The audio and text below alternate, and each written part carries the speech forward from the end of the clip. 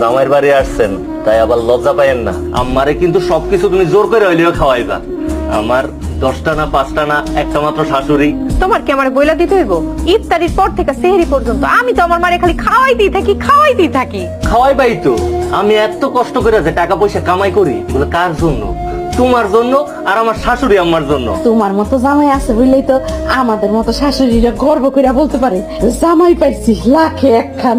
বলা আমাগো তার বউ আর শাশুড়ি লইয়া ভালো ভালো জিনিস দিয়ে ইফতার করবো, আর আমরা এখানে বসে ভাত আর মরিচ দিয়ে ইফতার করতেছি। আর দুধ চাতা মাতা খাইলে ভালো লাগে না। সারাদিন রোজা রেখা কয়টা পান্তা ভাত খাইলে একটা ঠান্ডা খায়। পোলা রে, নাই রে পোলা।